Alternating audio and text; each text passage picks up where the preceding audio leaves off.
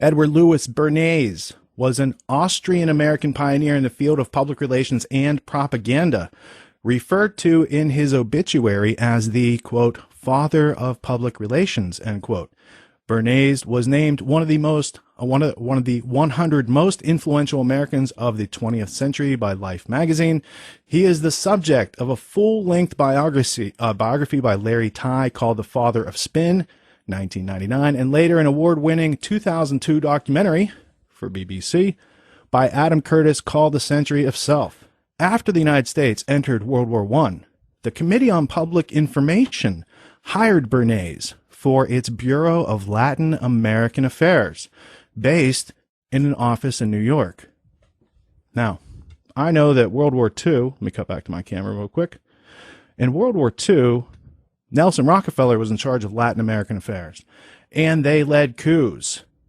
Guatemala, 1953, overthrowing Jacobo Arbenz, CIA op.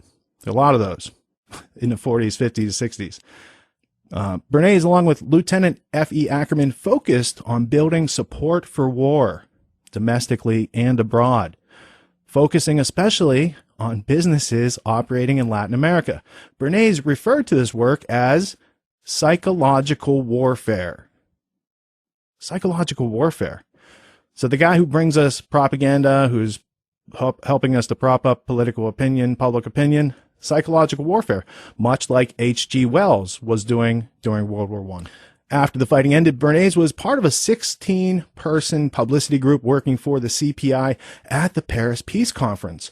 A scandal arose from his reference to propaganda in the press release. As reported by the New York World, the, quote, announced object of the expedition is to interpret the work of the peace conference by keeping up a worldwide propaganda to disseminate American accomplishments and ideals. Crystallizing Public Opinion was his 1923 book that was written still after Lippmann's Public Opinion, and Propaganda 1928 gained special attention as early efforts to define and theorize the field of public relations. He had some influencers. Lippmann, Sigmund Freud was his uncle. But he's also an early participant in the Council on Foreign Relations. I don't really see that mentioned here. We're already to 1929, 1924. They skipped over that part. So that's interesting. All right, so now we know a little bit about Edward Bernays. This is a reprint with an introduction by Mark Crispin Miller. And before we crack the cover, now that we see the book, the other book that prefaced this is Walter Lippmann's Public Opinion. Also, not a very thick book. This book here, Lippmann's Public Opinion, was written in 1921, and Bernays wrote this in 1928, heavily referencing Lippmann's work. If you don't understand Bernays and Lippmann, then your immune system for society is not turned on yet. What do I mean by that? Literacy is a form of slavery until a methodology of critical thinking is practiced by the reader. Why would you want to turn on your critical thinking? Well, how do you know that you would need to? Well, you read a couple quotes from these guys, Bernays and Lippmann, and figure out who they were. Why did they write these books? For whom did they write these books? And you start to see larger aspects of society come together that aren't put on our radar by education, by the schooling system, or mainstream media. And yet they exist, it's going on, and it's a top-down driver of all those sources that should have given us this information but don't.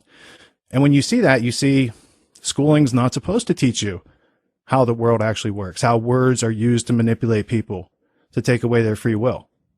Chapter 1, the conscious and intelligent manipulation of the organized habits and opinions of the masses is an important element in a democratic society. Those who manipulate this unseen mechanism of society constitute an invisible government, which is the true ruling power of our country. We are governed, our minds molded, our tastes formed, our ideas suggested, largely by men we have never heard of.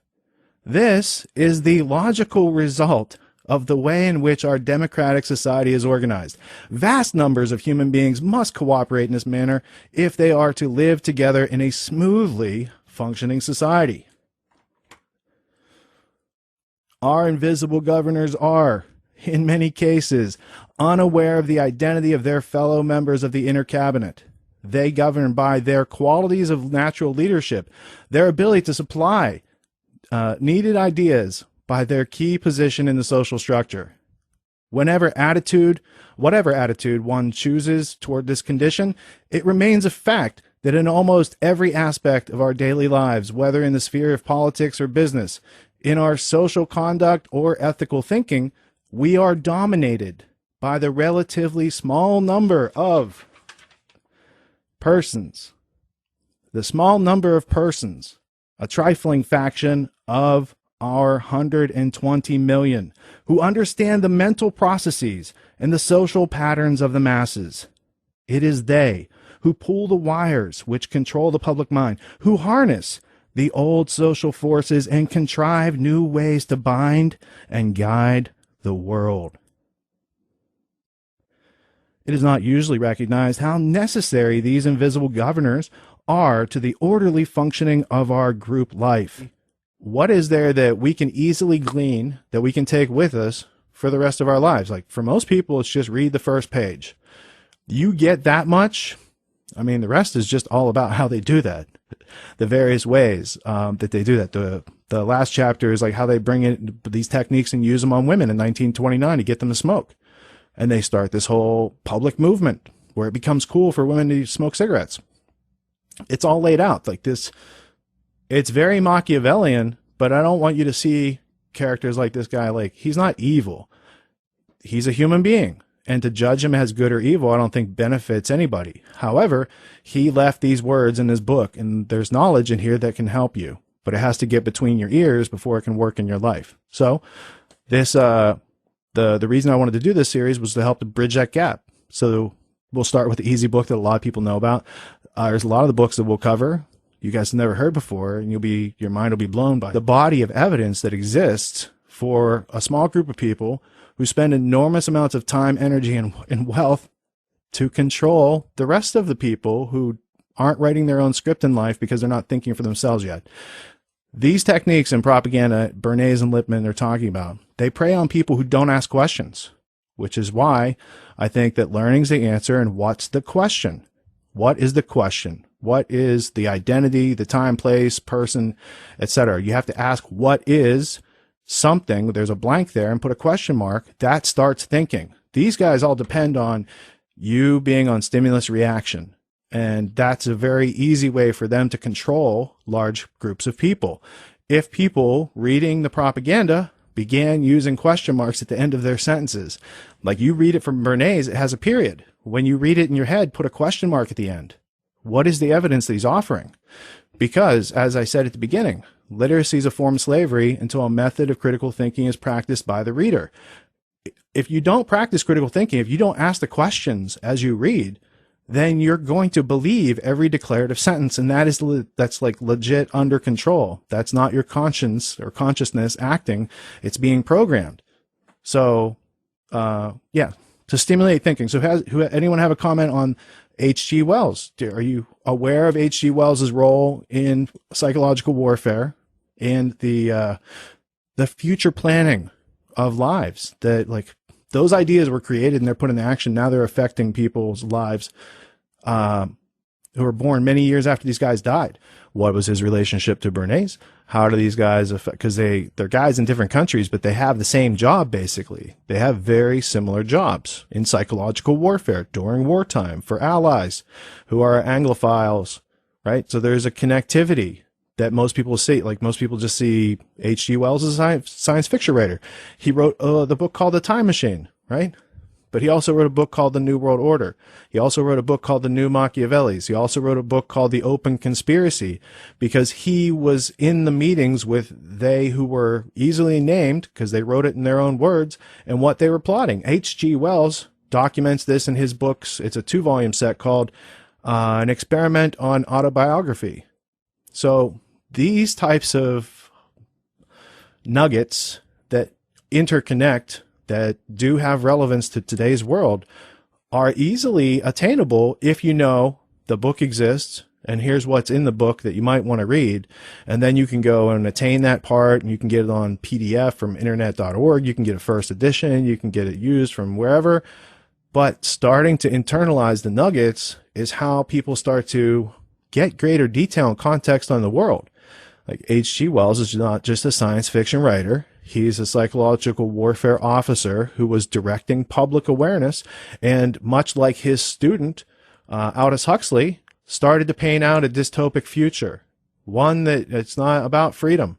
It's about conquest. It's about using a fear and control mentality to enslave the human potential instead of igniting learning, igniting the potential and directing it toward goals of individual wills. That's very hard to control. They don't want that going on. So, thus, propaganda, public opinion, a number of other books that they've used and leveraged these techniques. All these Bertrand Russell books, using science to control human beings.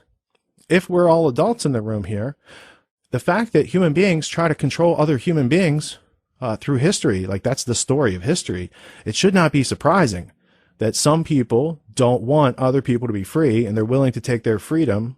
And that's a lot of times through violence. And then there's an entire structure of our society that is based on the funding and continuation of mechanized, systematized violence. That started back in World War I.